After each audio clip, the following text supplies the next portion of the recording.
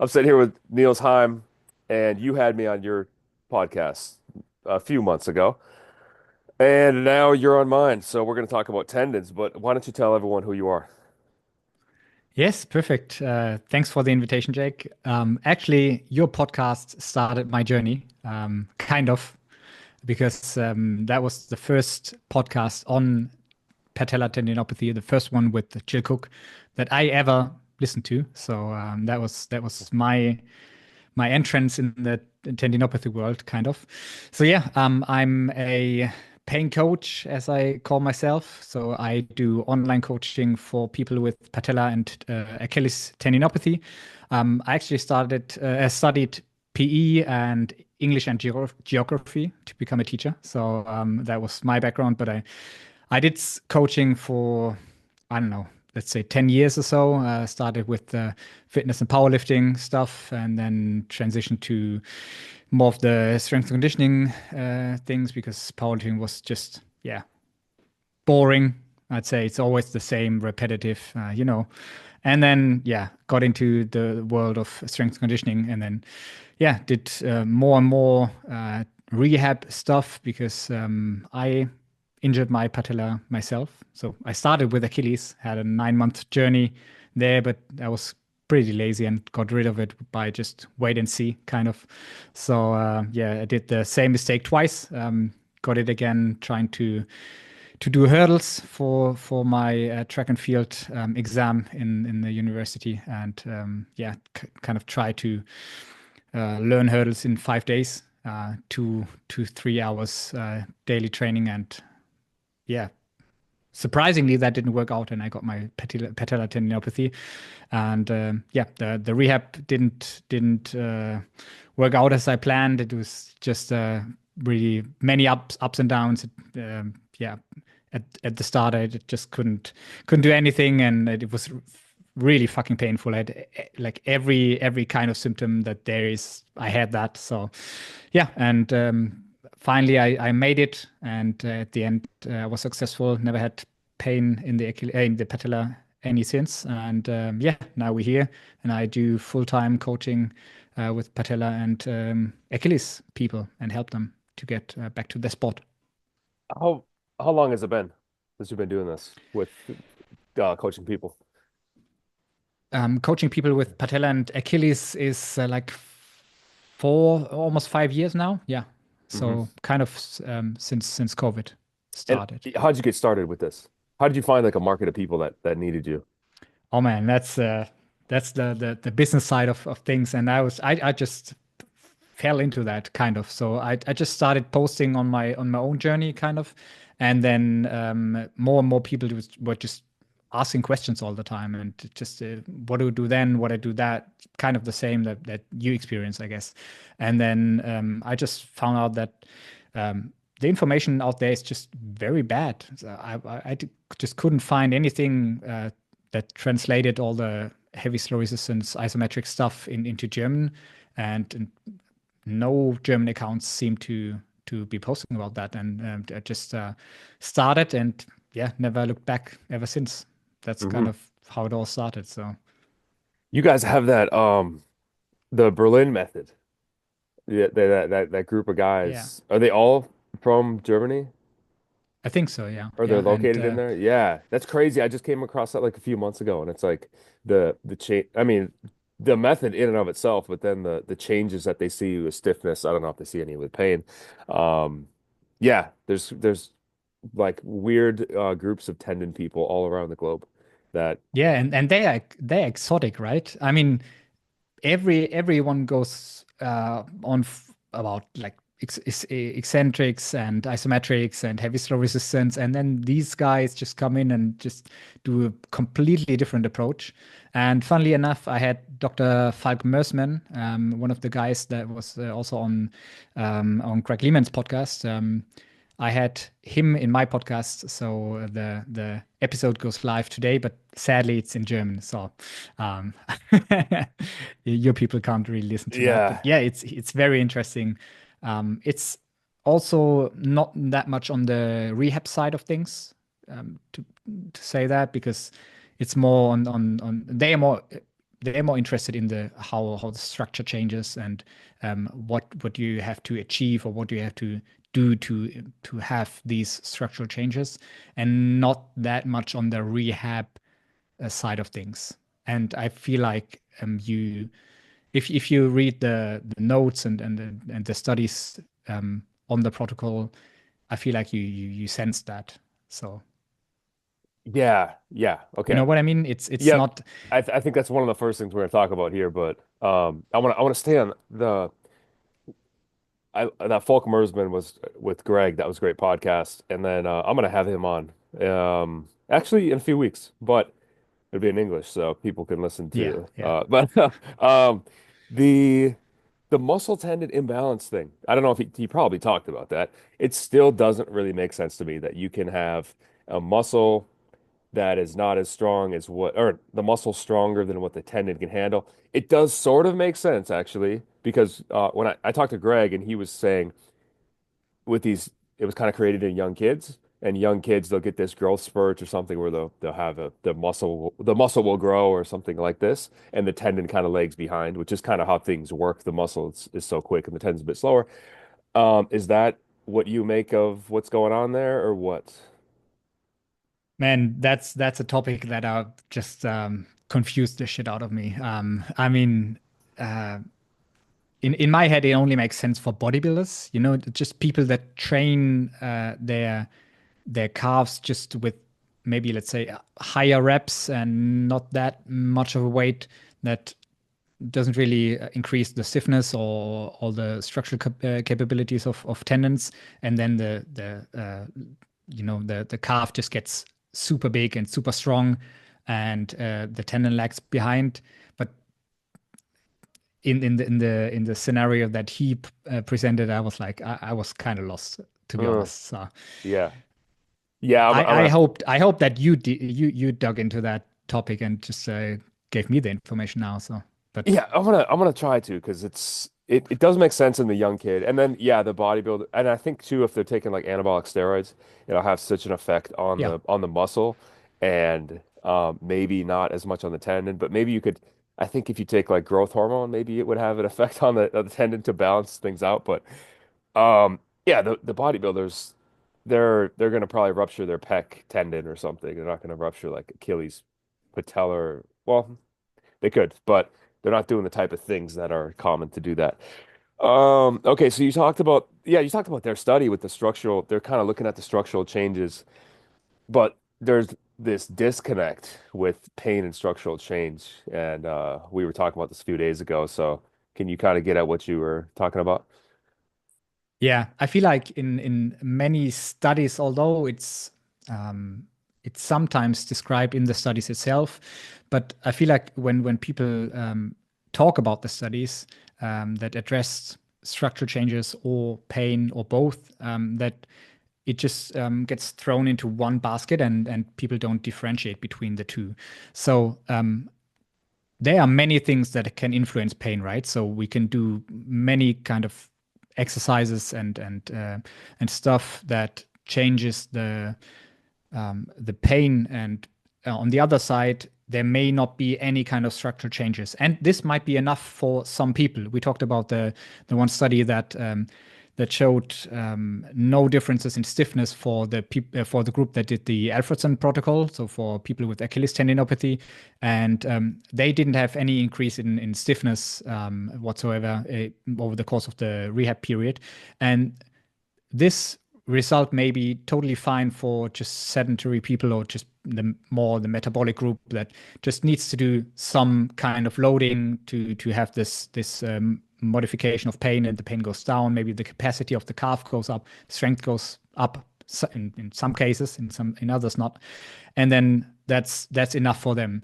While on the other side, athletes need to increase their stiffness. That's if they don't, they just lag it behind in performance, probably at a higher risk of rupture in the future, I guess, because the tendon just can't.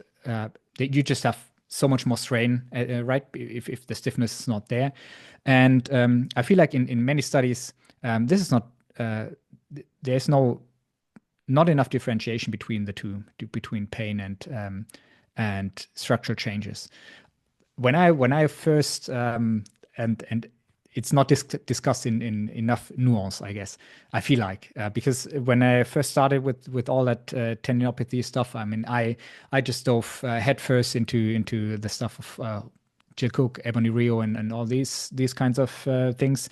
And in my head, I started with leg extensions in my basement on a rack, just putting some weight on my ankle, and in my head, I was like, okay, I need at least 70% of my max just to achieve structural changes because like they always talk about heavy isometrics.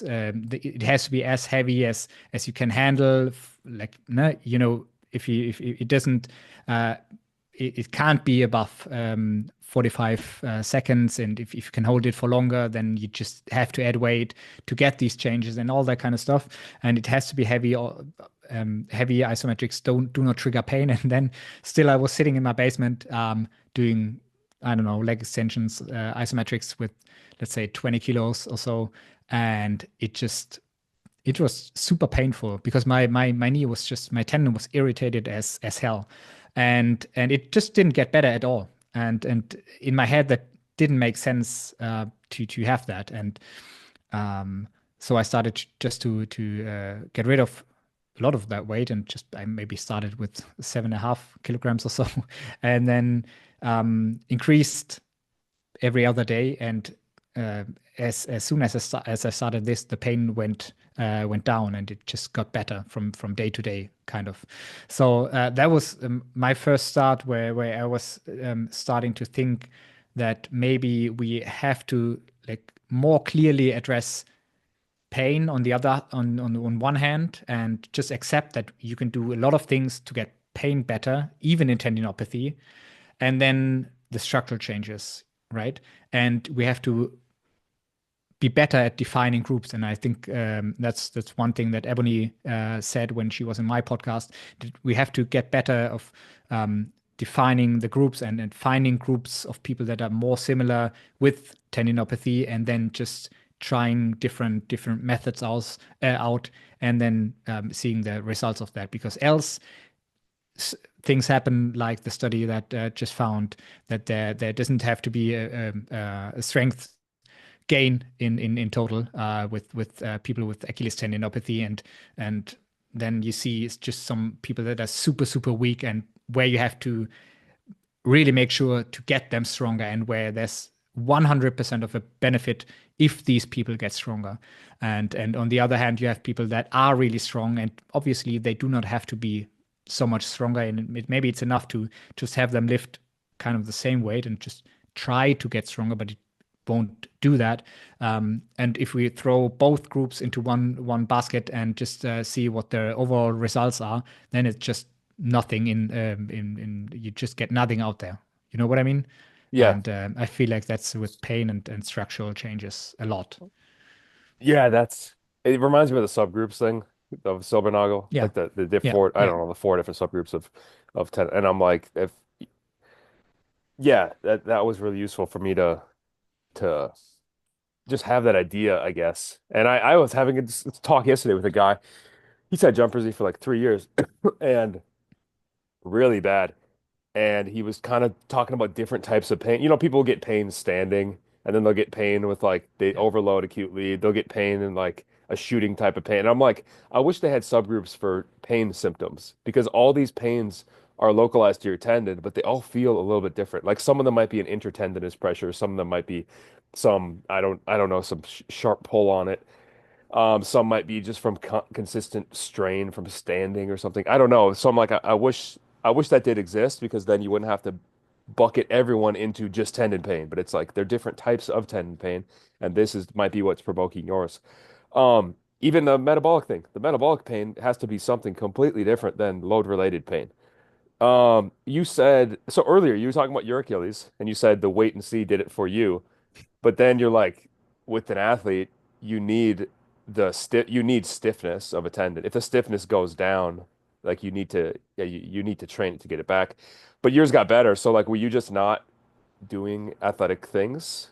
Like And you just your Achilles just went away just by waiting.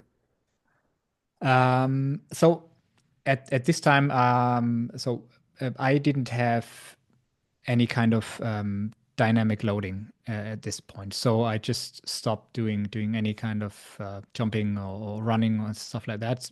I mean, my background is um, martial arts. So I come from judo, and currently I do Brazilian jiu-jitsu.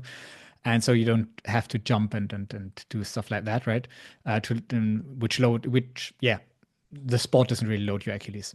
And so the loads that I got on my Achilles and my patella that aggravated it was all from university studies. So from like doing having to do volleyball, basketball, handball, and stuff like that. And I just didn't have any courses that had uh, yeah, any of that in that. I just didn't have any kind of dynamic loading, and then I went to the US to BBA Performance, Michael Swiefel, maybe you know him, Yeah. and did a 2 months internship with him, and so I just assisted there and just didn't do much of running or sprinting stuff like that. So in that time frame, I did some isometrics, some overcoming isometrics. I've never seen that before, but it just came to my head that just trying to push into the rack. So I just took a barbell on my back and just pushed against the pins, so it's like a isometric pin push, and did that for like 10 seconds or so, and that yeah helped with the pain in that regard. So I did that occasionally, not very often, and not that yeah, in the amount that you should have done that. But yeah, the pain still went away. And I mean, that happens for many people, right? So many people don't do what we would tell them to do loading. Many people just rest and their pain goes away. And then there are other people that do that and it just doesn't go away, right? And with my patella, I'm pretty sure I could have like waited like 5 years. It wouldn't have gone away. My patella was super bad, and um, I mean it was better when I didn't do any jumping, but it was never gone. So it just got better when I did the rehab stuff, and when I didn't have any dynamic loading, it was better, but it was never gone. And so, um, I mean, I feel like that the conclusion of all this is you have a lot of people that or some people that get better with pain, wait and see, um, and some people don't, right? I feel like we should treat everyone from the start like it doesn't get better from wait and see, because I mean, else we can just throw everyone out and just let's tell them, yeah, just wait, I don't know, 6 months, then just slowly start with some isometrics, heavy loading and stuff, and then just don't aggravate it, and that's fine. But then you just lose so much time, right?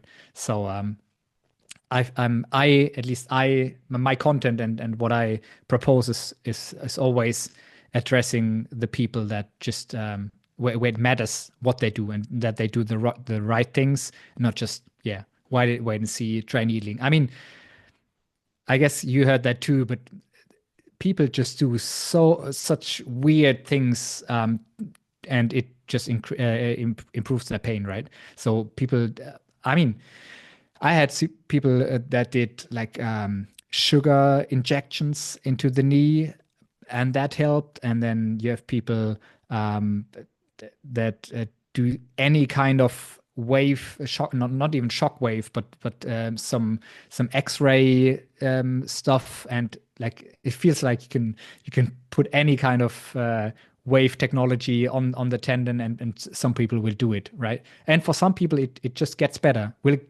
I mean, it probably didn't get better because of the intervention that they did here, but because of wait and see. And yeah, it, the conclusion is pain is really complex, and which I feel like we should treat it in the way that it won't get better by just doing nothing, but just do the right things, and then the probability of it getting better is very high, Mm. I'd say.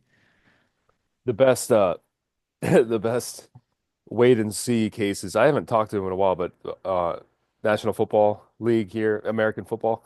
Um It just seems really common. Guys get patellar or Achilles, I guess mostly patellar I've talked with, and they get a PRP injection like right away.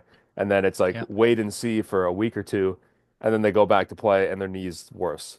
So it's like that's the best case of wait and see. I think the wait and see probably is good if you're not going to go. The wait and see would be good for these guys if they're not going to go back and play American football, Yeah. Yeah. because now it's a big spike in load because the waiting has done nothing. But um, yeah, probably the best way the wait and see would work is like an athlete who overloads the thing, and let's just stop being an athlete in that thing that overloads it, and you're going to be good. Like I've had many times where I'm jumping and my patellar tendon blows up, and then I'll take many months off. Like I tore my lat tendon, had a bunch of surgeries. That's like Yeah. 10 months off. My patellar tendons were perfect. They felt fine. Then I get back to jumping and it's like blows up again. Um, you were talking about going in your you were talking about going when you started isometrics and you did it was like 70% load to see a structural change, and it's just causing you pain. Very similar. Well, I was doing isometric lunge a lot. I wasn't doing leg extension. It took me a while to start liking the isometric leg extension. But I don't know if you were like this. When I first got into Keith Bar and then I got into Ebony Rio, my left patellar tendon was the one that was hurting. And in the past, it was my right, but my left was really bugging me. And everything I was doing was so tendon focused. I was always like, I'm doing this for the tendon. I'm doing this to reorient the tendon, to get structural change in the tendon.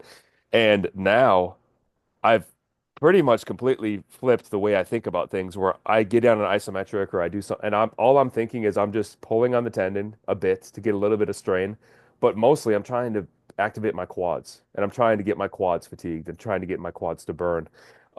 Or and because I do that, I stay away from the really bad tendon pain during exercise. I don't know if you've kind of had that same experience where you got into tendons and it's like everything you're doing, you're thinking of the tendon. Versus for me now, I'm like everything I'm doing, I'm pretty much thinking of my quad muscle. I'm like, if my quad muscle's not working, if it feels like smaller, or if I'm jogging down the court and I feel it's not engaging, like that's what I need to get back for my tendon to feel better. At least for me. I don't know if you can relate to that or how has it been for you? I can't because I don't have any quads, so that's the problem here. No, I'm totally. I mean, when my patellar tendon was really bad, I first experienced this loss of function because I couldn't like everyone was talking about that, and I was like, yeah, what does that even mean, loss of function? How do you define that? And then I was just walking, and my knee just popped right in front of me. It's just popped right through, and I was like, it what the hell? What is happening? And the first time I was like, okay, maybe that's I was just stumbling or so, and then it just repeated itself, not that many times, but like at least once when I was just walking down the street, just going for a walk. Um, and then I just thought about that, and then I was like, okay, my quad's just not engaging. It's just not doing its job by when I was just walking. I mean, that's kind of sad, right? So the quad is But not your knee was not like giving out, engaging. or what was it? Yeah, it was just popping like I was doing a lunge, right? Just Okay, yeah. unaccidentally. Just yeah, went in front of me. So I was like, okay, how does that happen? And it just yeah, it felt like as soon as I hit the ground, the quad was just not engaging and my knee just went through. So that was the first time that I experienced that.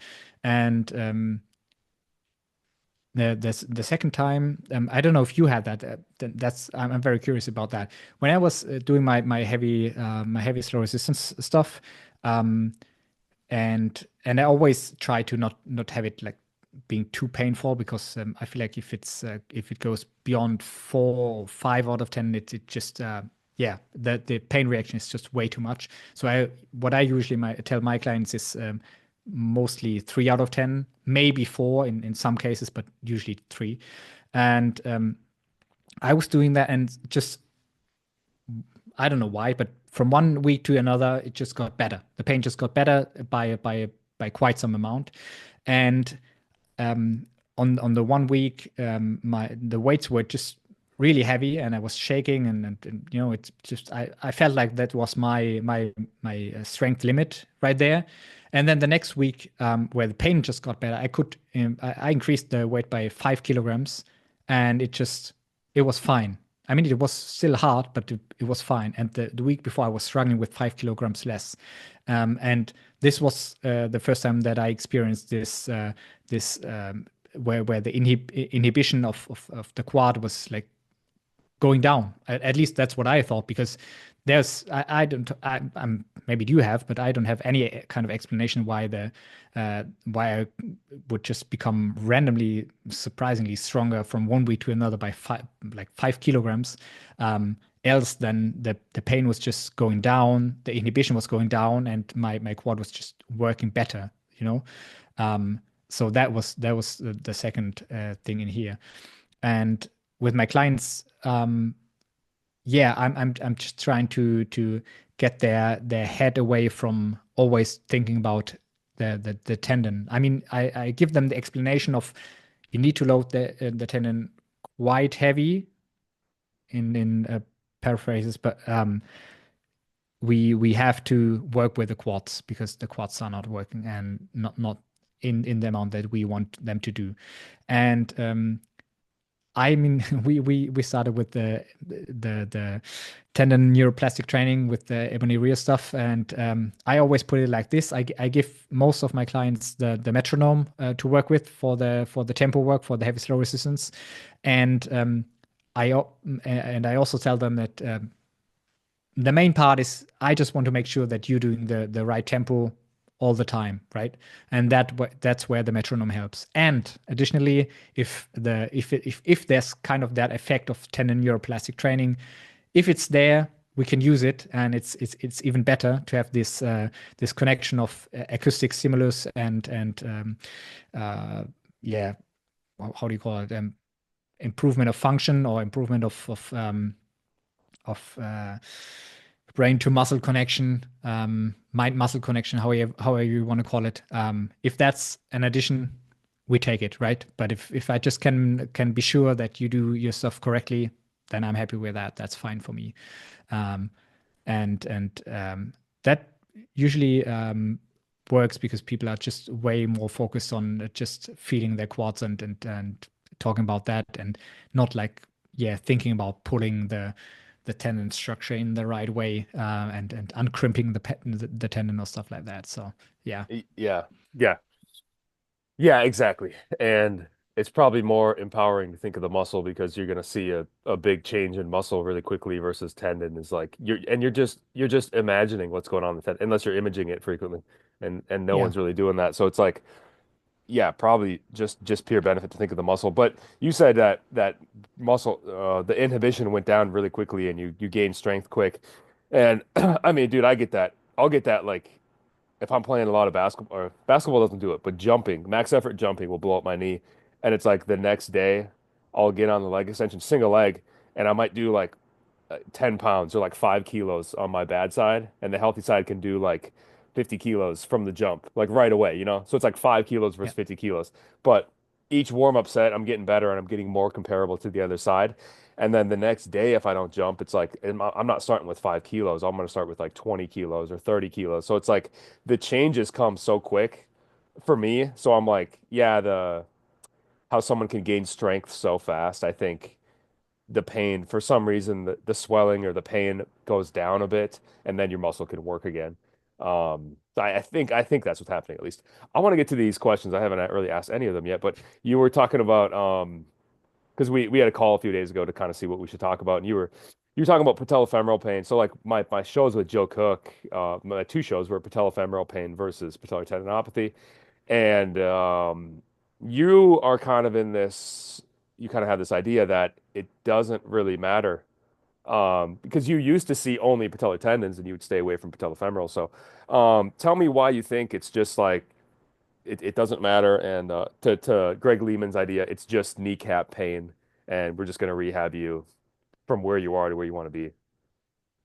Yeah, I mean, I wouldn't say it doesn't matter. Let's put it that way. I think it's way more frequent that we have.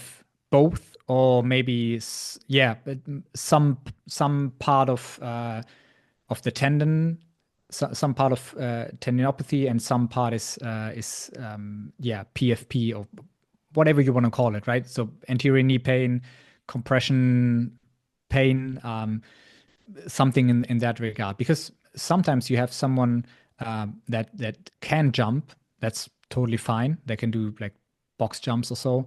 But if they do box jump and they land in deep knee flexion, that just triggers the pain to an amount that is just unlogical to what it should be if it's patellar tendon, right?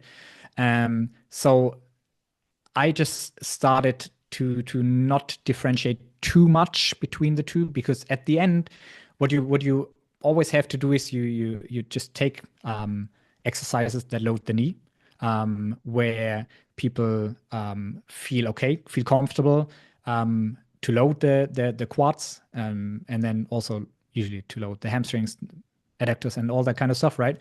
But especially for the quads, you just pick something that they are okay with, that they can deal with in a pain state, and also where they can activate the quads, right? And this may be quite different from people just with patellar tendinopathy, but if PFP comes in, then it's even more different. But still, at the end, you just take some exercises, try them out, and then you see what works, and then people get better, right? Because the activation of the quads get better, they get stronger in the hips, in the hamstrings, adductors, calves, foot, and all that kind of stuff. And so I feel like it doesn't matter that much if you have like a super clear diagnosis between PFP and patellar tendinopathy, because usually people have kind of anterior knee pain. It is sensitive on so it's like if you palpate it, it's painful, right? And then it is intensity driven. So if they do a single leg jump, it's usually more painful than yeah, a double leg squat or something. And then there are nuances, right? And maybe you also have an MRI that shows the tendon is structurally changed, right? And still, the more the rehab progresses, it gets clearer that it's not that much about tendon, because jumping works fine, it's okay, but still the compression in like deep squats, for example, CrossFitters, I have quite some, yeah, at least in the last year, I got more and more CrossFitters as clients, and the compression is still a problem. So we usually use box squats or pause squats, just at parallel or maybe a little bit higher, and you can starting to integrate that even more. And the patellar tendon, if you say so, is getting better, and jumping works fine, but still loading into these deep knee flexion tests is the most painful, which is completely different to if you just say that's all patellar tendon, then maybe like people like Ebony or Jill Cook would just turn around in their grave and just start shouting at you, because it's for them it's like loading is everything. If the load increases, then that should trigger the pain more, and if it's not that high, then it shouldn't trigger the pain, right? And I had a very nice discussion with her on. I mean, you can link the podcast episode that I did with her, because it's in English, obviously, and that was very interesting, because her definition of tendinopathy is just different than what I see, or what I take from that.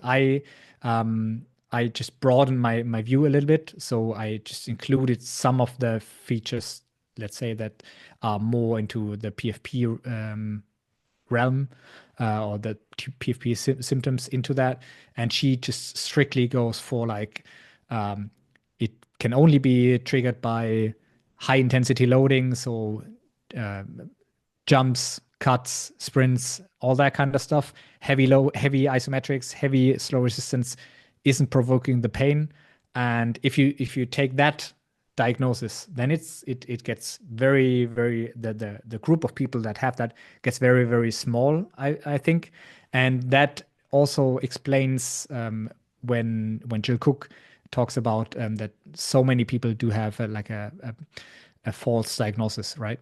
A wrong diagnosis, because if you just take these people that have these criteria, then a lot of people fall out of that equation. Hmm. Yeah. Yeah, definitely. It since we've probably been doing this like the same amount of years, but I'm like, I have seen so many people with tendon pain that's localized to the tendon that does not fit, that they only get it from high loads, you know? Like they can get it from a super light squat if they go deep. And that's why I wonder, I think some of the calcific ones, I wonder if they're calcification in their tendon, like deep positions, any deep knee flexion, like an ATG split squat with no weight, can really aggravate the thing. So it's like that's not high load. It's not high rate of loading either, but it still blows up their patellar tendon. So what are we gonna say? Oh, that's patellofemoral, even though it's like Yeah. it's localized right there. So, um, yeah, the getting hung up on the diagnosis, I've done it for years, and it's like let's just that's what are the functional deficits? Let's just address those and not get hung up on what exactly is Yeah. going on.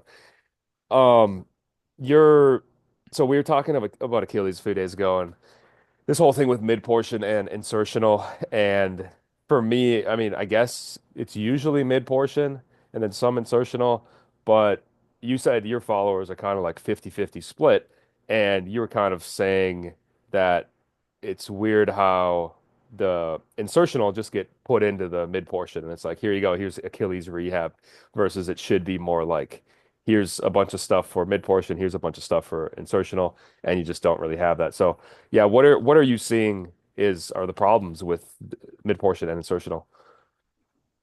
Yeah, I mean, in the research, you see that it should be two-thirds mid-portion and one-third insertional, right? And as you said, my followers, it's all that every time that I ask them, it's almost 50-50. And uh, all the cases that I have had that were complicated, or let's say very long-lasting pain, were um, always insertional. So it always yeah, always insertional. And I think I mean, in studies you usually now you see the differentiation between insertional and mid portion, and I feel like that's very important. But usually if you take a look at the protocols, it's just for mid portion, right? So every kind of calf raise protocol is about just do your calf raises, do them eccentrically, start with that, and go into yeah, the deepest stretch that you can do, right? And for insertional, that's not working. That's just in most cases that's just way too painful because um, the theory of compression. I mean, it's still a theory, right? It's still not confirmed that compression of the Achilles against the calcaneus is the problem, but at least that's what the movement looks like that triggers the pain every time. So, and that's the tricky part of insertional uh, Achilles tendinopathy, because it's for people that have a quite an active lifestyle. Um, let's say just walking around, having a dog, taking it for a walk every time, or maybe living uphill and having to walk up the hill every day, multiple times. Their Achilles just gets triggered every time that they do their daily life. And if they are in the position or in the situation that their PT or their doctor just told them to rest for, let's say, 6, 8, 12 weeks, and they just got so weak and so deconditioned that like everything triggers their tendon, then they just get into this circle where they just can never get out of it. Because if they try any kind of calf raises, usually into the stretch, that triggers the pain just very badly. If they don't do it into the stretch, usually people just do not come up with the idea of just doing calf raises from the floor, right? But they just don't do anything, and then yeah, they're just stuck in that situation, and maybe then they get surgery, and rest even more, and sometimes it gets better then because of wait and see as we discussed, but sometimes it doesn't, and their capacity just drops even more, and then these people are just, yeah, it's just super super bad, right? And so to get these people out of this hole is our job as a yeah trainer of physio, and that's very delicate because you have to do some loading. That's we have to do that to get the Achilles better, and to do to give the calf a little bit more strength to maybe fight the uphill walk, right? Not to let your heel drop all the time, but rather stay on your toes, if you want to say it like that, and avoid the compression, right?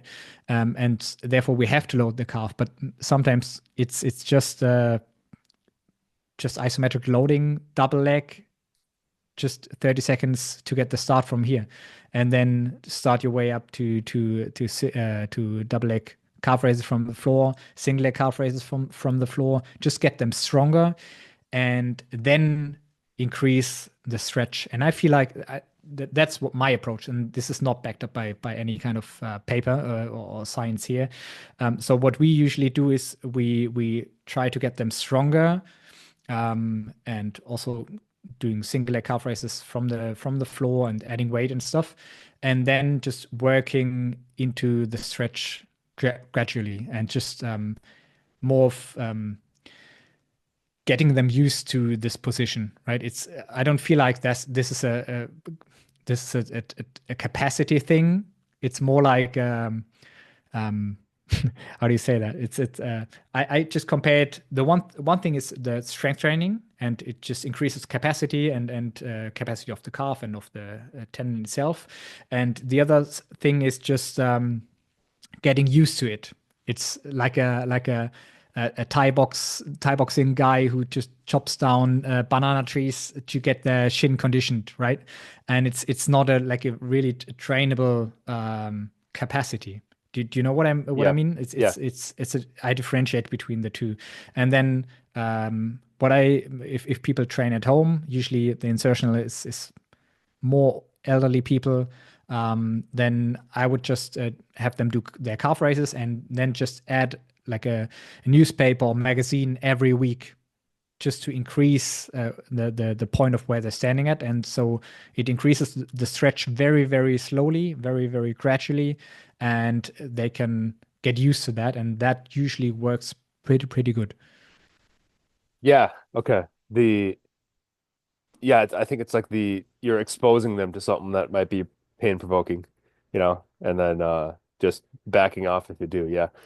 You we were talking about daily loading. Maybe this goes with this insertional, or I guess any tendon pain.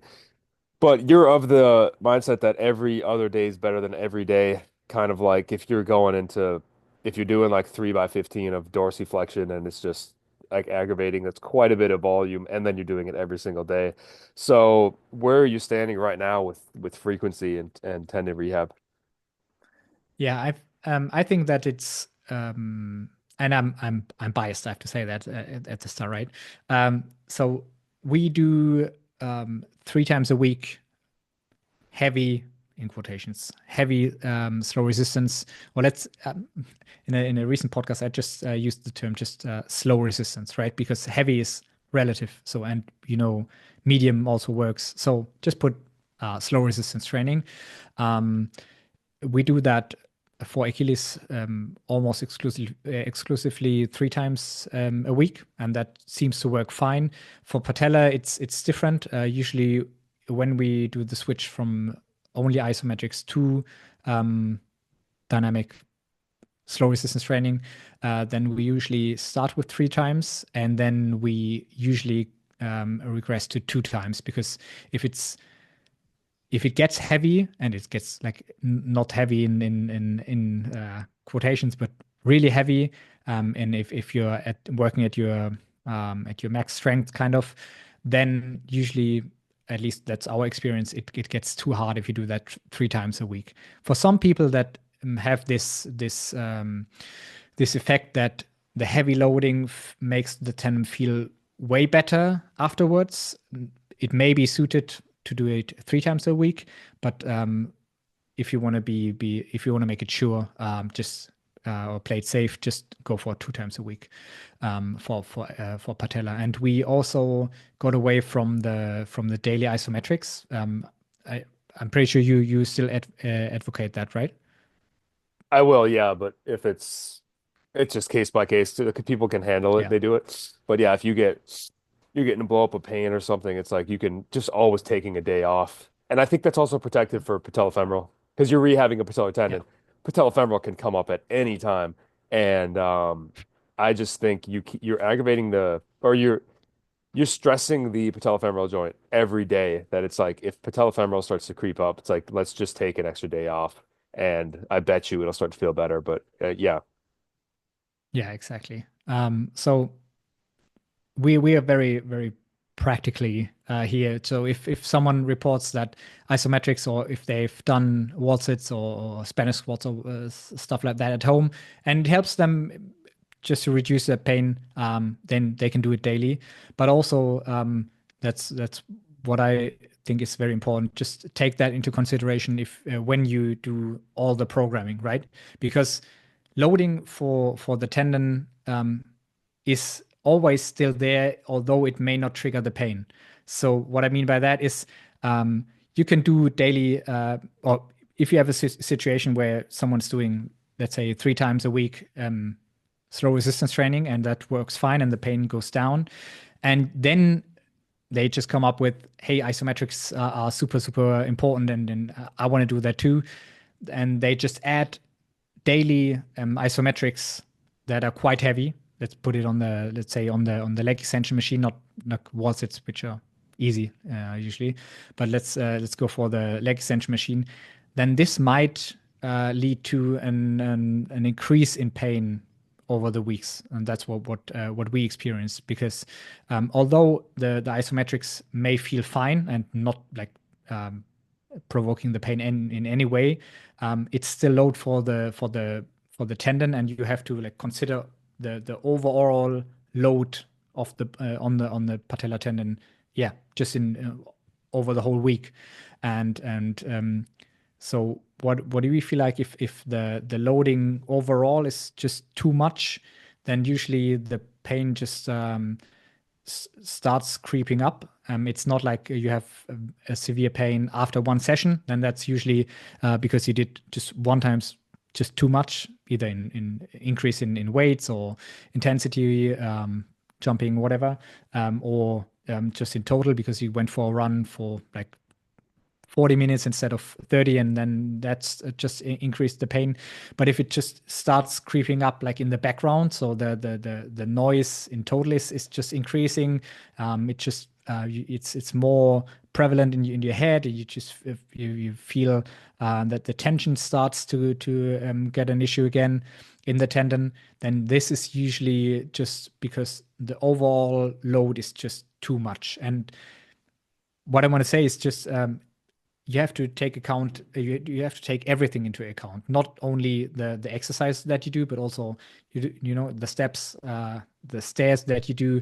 And this can, it doesn't have to, but sometimes it can count into the pain, because for some people they will just pick up that isometrics are super, and they want to do that, and then they just do that every day. Or maybe they heard that you can do it twice daily, and then they do it twice daily from one week to the other, and then suddenly the pain just doesn't go down anymore. It goes up, and I feel like that is also overlooked quite often. Yeah.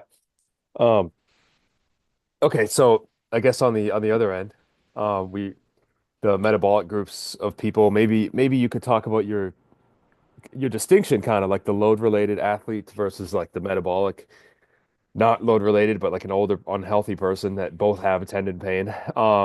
But you were a few days ago, we were talking about the high frequency, like high frequencies could be good for the metabolic group versus the athletes. Maybe they have to use such a high load that high frequency is gonna be a hard thing to do. Um, yeah, where are you at with this distinction with metabolic versus athlete tendon pain?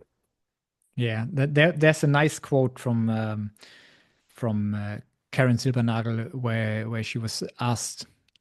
I'm not sure. I don't think it was in your podcast, but it was on one with her where she was talking about the different groups, and then she just said, it doesn't matter which group you're in, whether it's structurally driven um, or metabolic or whatever.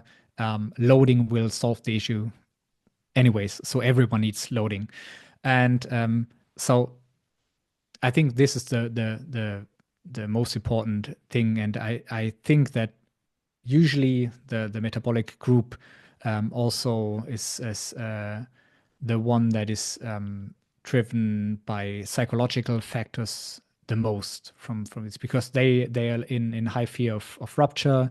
At least in my experience, they're in high fear of rupturing the tendon, usually Achilles. Patellar, not that much, right? But yeah, Achilles, and then they usually yeah, don't have a very good diet, to put it that way. Um, and they usually don't exercise a lot, and they have usually no feeling for how their body moves and how much pain they can tolerate, how much load they can tolerate, and this makes it kind of tricky because it's very easy if you have a best thing would be a physiotherapist that is an athlete itself and that just reports everything perfectly and just knows how to do every exercise, right? But these people are the different are the complete opposite, and so you have to take them very very closely by the hand and maybe just increase the loads very very slowly and very very statically, and sneak in loads. That's what we usually do. Just adding calf raises or isometric calf raises with when they brush their teeth in the morning or in the evening, stuff like that, where they don't really think about that, and you just get more loading in because they usually are afraid of the pain.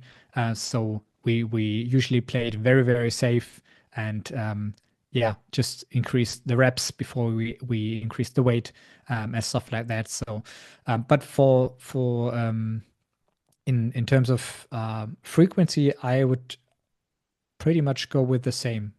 So also more or less 3 times a week for Achilles, because I think people lack control over their pain in most cases, and they feel just helpless because they just don't know what to do, right? So if you give them a system with a pain monitoring model for with a 24 hours pain response, and also um, if you let them know that it's okay to have or to tolerate some pain in doing the exercises. I usually go with three out of 10, 3 times out of 10. Yeah, 3 out of 10 pain when doing the calf raises, and then the 24 hours pain response, and they can manage themselves if they realize that. Whereas if you go for daily, it just gets the pain response gets overwritten by the new training that you put onto it, right? So let's say you train Monday, let's say in the evening, you do your calf raises, then the next morning it maybe aggravate the pain a little bit, and then you train again in at noon. Now you don't know if at the end of the second day the pain just got worse or just increased because it just accumulated from 2 days of loading, or maybe it's totally fine. And but the next day you just load it again, right? So you just can't really grasp that thing, and you just don't know what to do with it, and it just you lose control, or you don't even gain control, right? Whereas when you have 3 times a week and you can always see, okay, I had my loading session. The next day I can see the pain just went down. It's back at the start again. I can load it again. Then you just gain control about that. Mhm. Have you thought, okay, so we were talking about the metabolic group, and you said it's a really slow, cautious rehab. Have you thought of like what's going on in the tendon? like we have this idea with the load related pain that it's like maybe you have an area of pathology that gets compressed or something when you do something high load.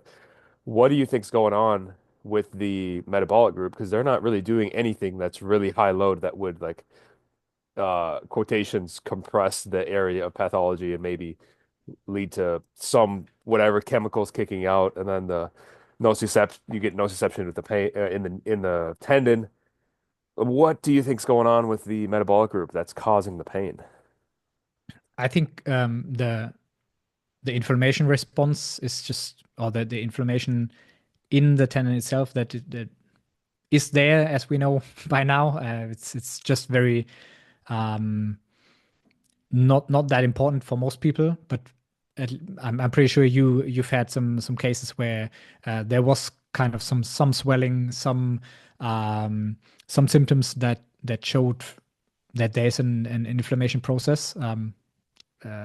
So I think due to the systemic situation where it's just metabolically not that good for the tendon, to put it to say the least, the inflammation response is just higher, and that's and my guess would be if you use cortisone for these people, it the pain will get better by quite some amount, right? So that's why if you change their diet, change their lifestyle, maybe work with stress management, work with psychological factors, and also address the tendon, as I said, then this usually is the best combination. Whereas if you have an athlete, I mean, they can just give a shit about their diet and their sleep and all that kind of stuff can be quite bad, and still they can get better. I mean, it's not ideal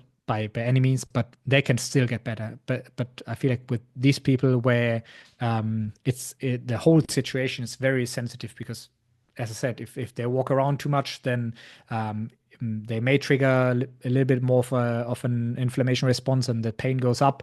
They think about it way too much, and then this may also aggravate the pain. It's very, yeah, sensitive and delicate, so you have to be very cautious. And so if you just address it from all the angles, then the chances of it getting better is way higher than with people like athletes, like where it's very bio biomechanical driven. So where it's more just about the load itself and not all the environmental factors in the body. But I think it's my guess would be it's just an inflammation thing, and also a, a thing about the whole nervous system. So I imagine that for these people, there might be more of a central sensitization to the nervous system than with, yeah, people like athletes where that can deal with the pain and just annoyed by it, rather than just yeah, making having every thought just circling around the pain and don't really know how to do their daily life because the pain's just aggravating with every step that they do. So yeah, Yeah. Yeah, okay. That makes me that makes me wonder, but I don't know if I won't bring that up right now. Just on the I just wondering if metabolic we think of them long term with older people, but like I've had periods where I just gain a bunch of weight because I'm lazy and my tendons hurt a lot. And I'm like, a big part with the metabolic is just having more adipose tissue, and then it causes inflammation, and then maybe that yeah, inflammation manifests in an area where you've already had a past of pain because your body remembers it. So I wonder if it could be a short-term thing where you've just been lazy, you've taken some time off, but then it's always going to be load related because you could get lazy, take yeah, time off, and yeah, never go expose it to that specific load if you're an athlete, and you'll be fine. But getting back the pain when you get back? Is it the spike in load, or is it that the metabolic environment has gotten poor, or is it both? You know? yeah. That's the question. But yeah, I guess that's the best summary. And you had a post pretty recently where you said that, or where you showed a study, I think, where um, there was a faster um, inflammation response when there's a pathology present. Was it like that? Um, or that the Um, cells remember it oh yeah, that's what it is. Yeah, faster, it's like stuff like the that? yeah, now I'm forgetting where I got that from, but I might have heard it some read it somewhere. I don't know, but yeah, once you get the tendon, oh, I think it was Stephanie Dakin does research on the immune response, the inflammatory, I guess the immune response in tendon, and it's like once you set it off, the cells, yeah, they have a memory. They have a memory. They remember what that was like, and they ch almost change the way they are. And then when you get in maybe a metabolic environment or a loading environment that is not good, those cells remember, and they're so much easier to revert back to kicking out these chemicals and you experiencing pain.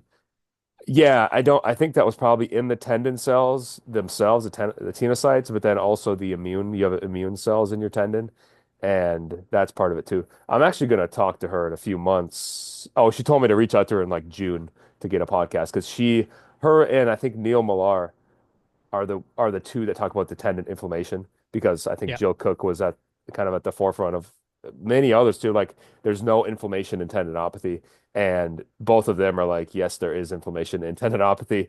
There's quite a bit, and when you talk about the metabolic people, like that's probably more likely to be an inflammatory thing Yeah. than it is whatever else. But you had a good anecdote on alcohol. Could you cover that? Alcohol and tendon pain?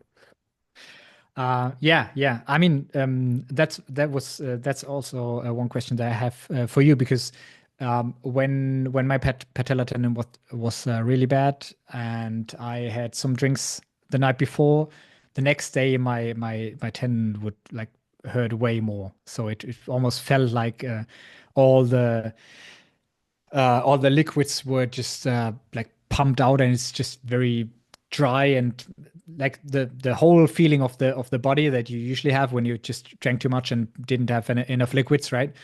So that would almost manifest in my patellar tendon. Did you have the same response? Because I had that with No, because quite some clients. I don't drink. I don't drink, so I can't. Good for you. Yeah, so it's like I have nothing to pull from that. And it really, oh, I posted, someone had okay, I first heard it from Jared Anflick. He was talking about all these risk factors, and one of them was alcohol, Yeah, that has a yeah. really negative effect on tendons if you drink a lot. And then someone just sent me a testimony one day about kind of about lifestyle, and they said they stopped drinking and their tendon pain like magically disappeared or something. And then I got a bunch more messages of people saying the same thing. So it's like, okay, there's something here, but yeah, I can't. Yeah, There's no personal anecdote for me. okay, yeah, but I mean, again, if if if it's more metabolically driven and it's more about inflammation, and at least what I see, some people just have a higher inflammation response than others. For some, it's just no swelling at all, and for some, it's just yeah, sometimes very delicate, and sometimes the tendon, or let's say the anterior knee in itself, can show some signs of inflammation. I mean, this may also be the fat pad, right? So we Mhm. never can ever differentiate. But yeah, I had one client, one of the very few that we couldn't help at all, who he trained, and it the pain just didn't get better. His pain level wasn't that bad. It was like a 3 to 4 out of 10, and but it just didn't get better, right? And so one day we were talking about the weekend and how it's also always very weird that his Monday gym sessions is yeah just not very good. It's he had to reduce the weights again because it was very painful, and yeah, then he just mentioned just like on a side note that he was quite hangover the day before, so on Sunday. And then I kept asking, and I always ask at the start how much they drink, how much alcohol they have, and ask for antibiotics before people start with the coaching, right? Because you know the what's it called? Fluoroquinolones. Flocrolin, yeah, Yeah. hard name to pronounce. Yeah, and I always have to look it up. But yeah, we screened for that, and he didn't answer anything. Just yeah, it just one to two drinks a week, which is like fine for me. And then yeah, he mentioned that he has been like getting super drunk every Friday and Saturday, every weekend, like every time, all the time, because he's like a techno head. He's going to hardstyle techno clubs and just dances his yeah dances his way through the weekend and just gets drunk every weekend. And yeah, I couldn't stop him from doing that, and but it, as I said, it didn't get better. So I mean, we tried everything, but ultimately, I think that was one of the reasons, maybe the reason that it didn't get better for him, because he always had like a kind of a bigger inflammation response. So he had some swelling all the time, and some redness, so as some heat. So yeah, I mean, I can't say it for sure, right? But these are the cases that where I think that maybe you should, if you don't get, if it doesn't get better, maybe you should stop at least for, let's say, 2 months and try to do your rehab stuff. I mean, you can do, it doesn't matter if maybe just do your protocol, right? And then see if it gets better, and if it doesn't, yeah, Yeah. it's just bad. But yeah, um, I think you have to just eliminate all the factors that may hinder you from getting better, right? And if that's alcohol, that yeah is shown to have a negative impact, or maybe to increase the risk of developing tendinopathy, leave it out. It's Yeah. just better for you. Yeah. Um, well, I think we already, I had kind of had one more note about, well, maybe we could bring this up, but you were saying that, um, strength, we have this idea, okay, my tendon hurts, I need to get stronger, like my calf needs to get stronger, or my tendon needs to get stronger. But I think you're talking about a study where the strength doesn't need to increase for people to get better. And I think you were getting at maybe that's a metabolic versus like an already strong athlete, like the already strong athletes, they're already there. So do you need more strength? Is that why the tendon hurts? They're not strong enough. They're already super strong versus the metabolic. They just have no capacity. Yeah, I don't know if you have anything further on that.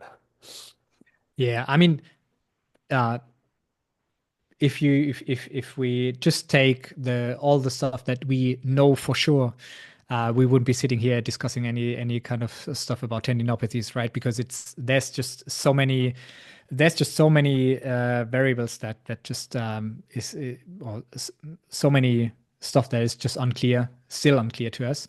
Um, but in my head, it doesn't really make sense that most people, or the people in the study, in just overall didn't improve their strength levels.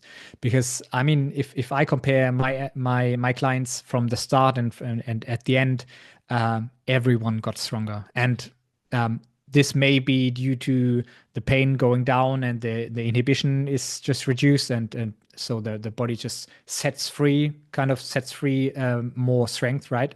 um, and in some cases it might be just the training, where they just use higher loads where they couldn't do that before, and they got better.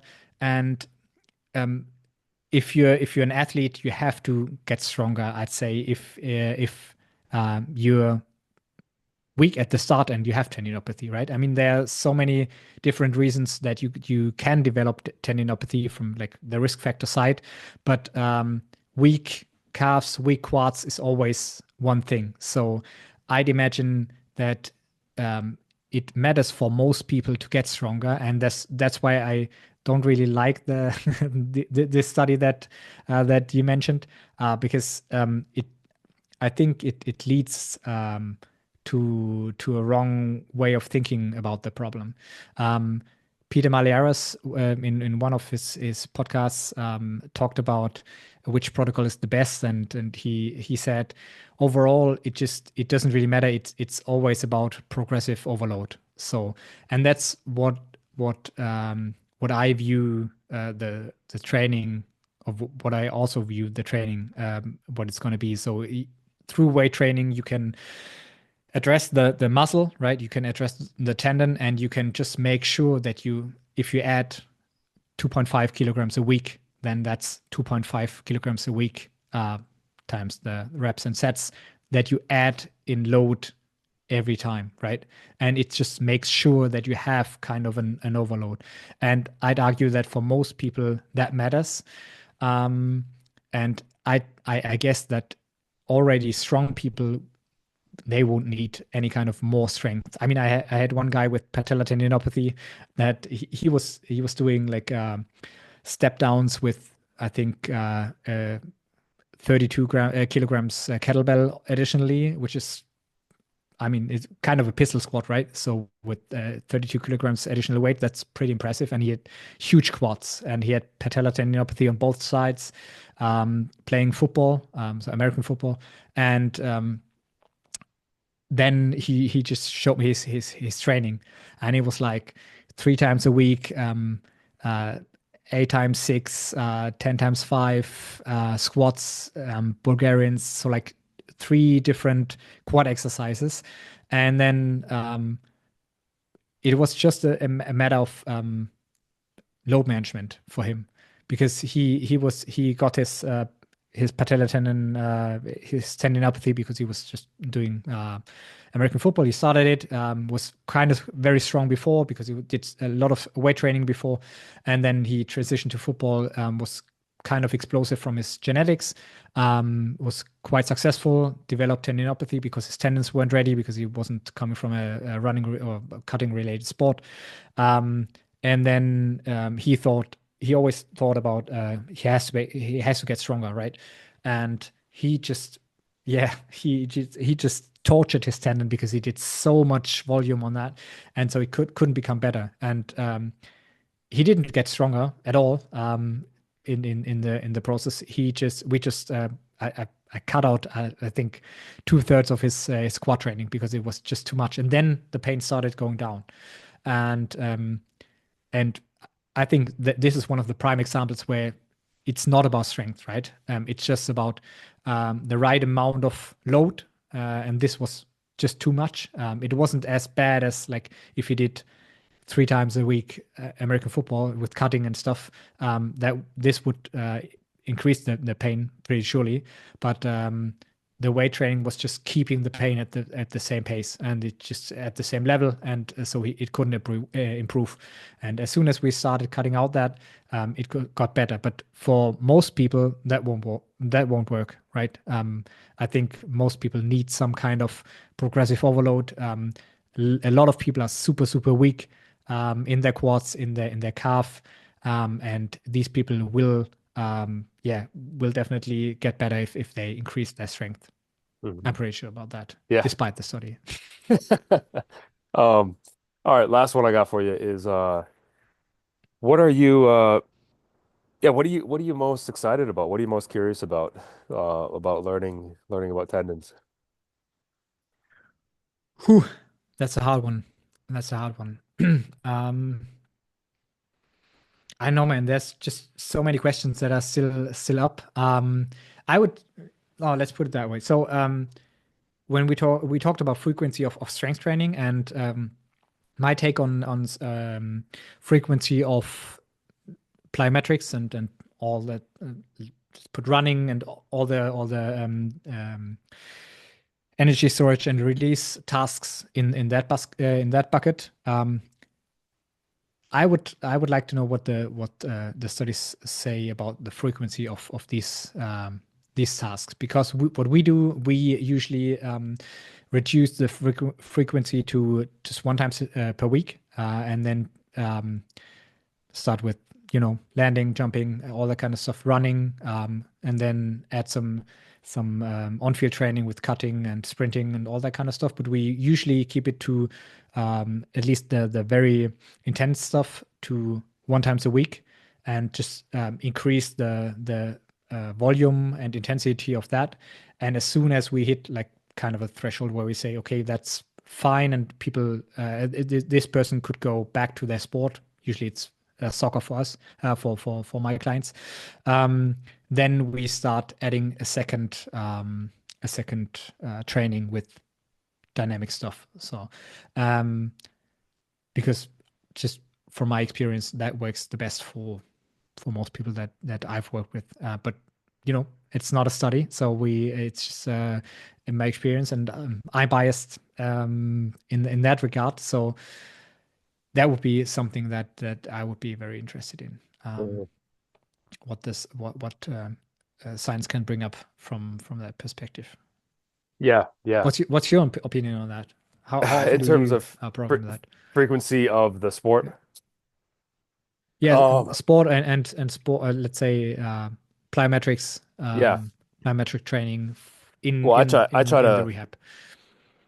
yeah, okay. So I try to like, I don't know. I try to prove everything wrong where it's like, there are principles I'm like, okay, you're rehabbing. I like the 3 day sequence where it's like store and release and then isometrics the next day, lifting the next day, and then rest Mhm. day if you want, but kind of repeat it. So you're getting the sport or the elastic, I guess the real elastic store and release every third day or fourth day.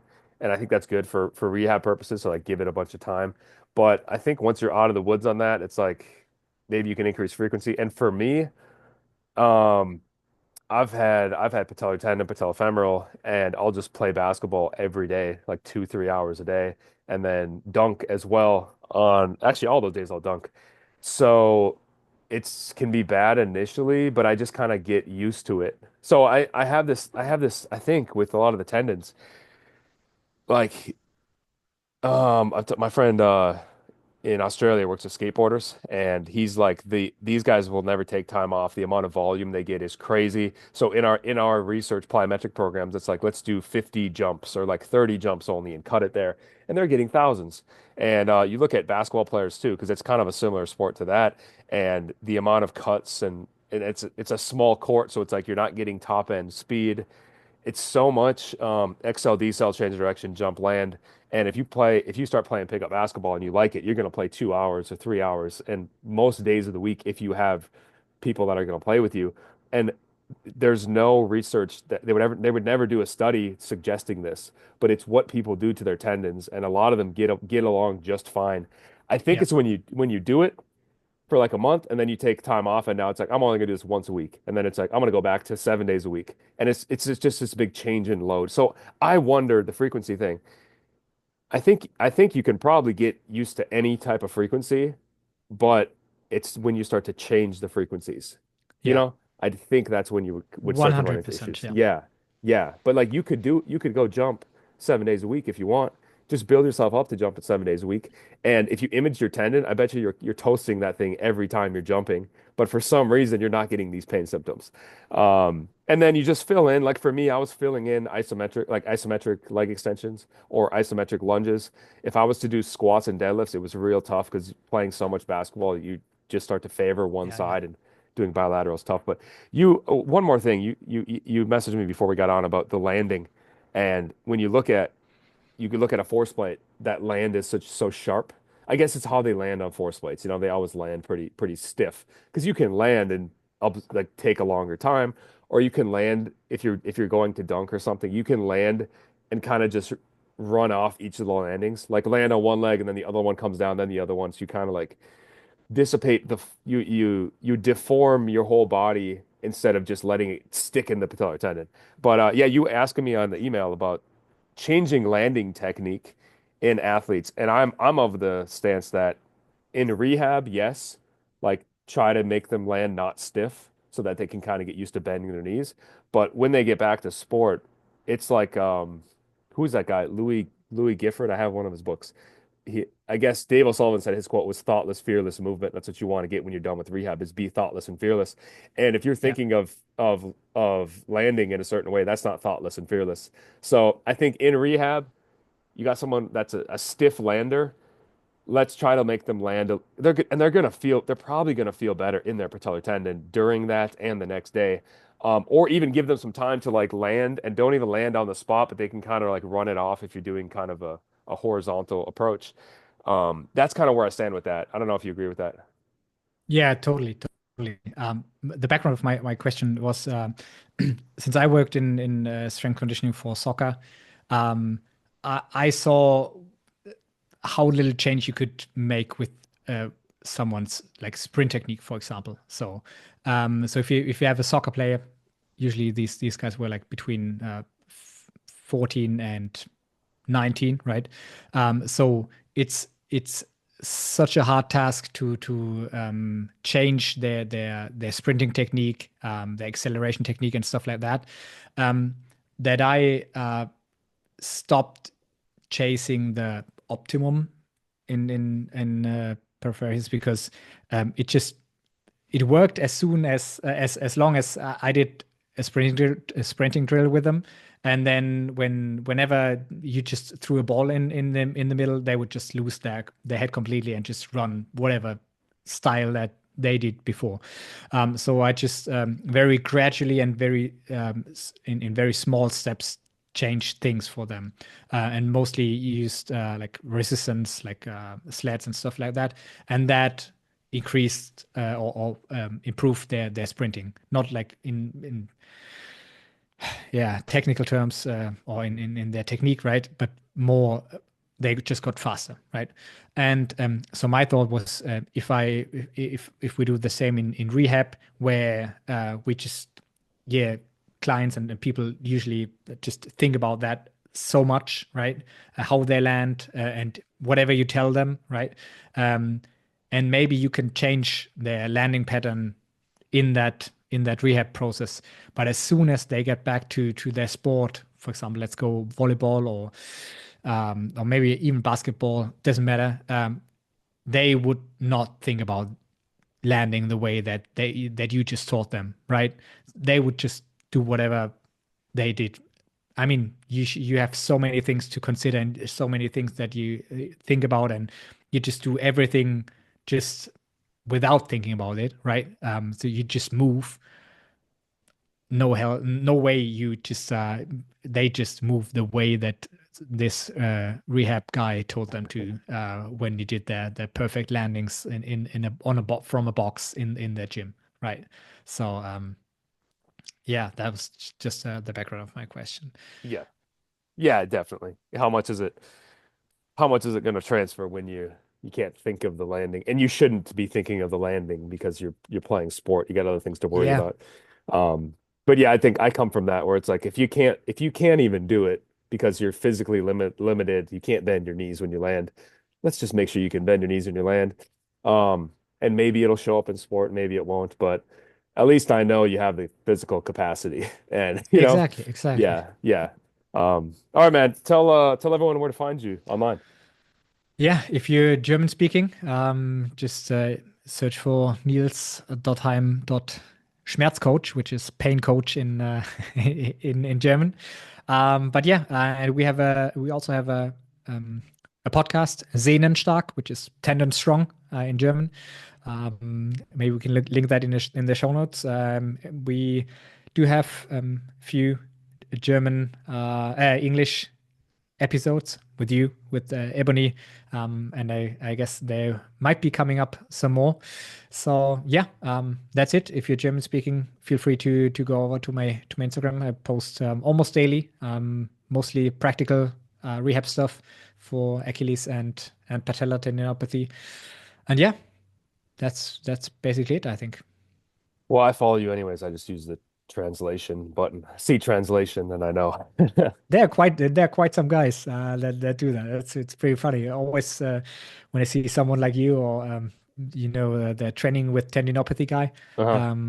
Alex, Dr. Alex, forgot his last name, but yeah, he's also awesome, and he always likes my post. And I once asked him, I was like, "Why do you do that?" And he was like, "Yeah, I just translate every post and then just make up my mind what you do in the video." So okay, Yeah. that's awesome, man. There's not many, dude, there's not many guys like me, you, him, and then Yeah. there's a guy in I think Utah, Tendon RX, who I kind of and I just naturally fall into them because it's like there's some issues I can't like the Tendon RX guy was talking to me about glute tendinopathy, and it's just something I've never seen, so I just refer Yeah. people to him. But there's not too many people that are like, I'm just gonna rehab tendons. Just Yeah. like kind of probably us four. I don't think anyone else. But all right, man. Thanks for coming on. We'll talk later. Thank you very much, Jake. Yep. Uh,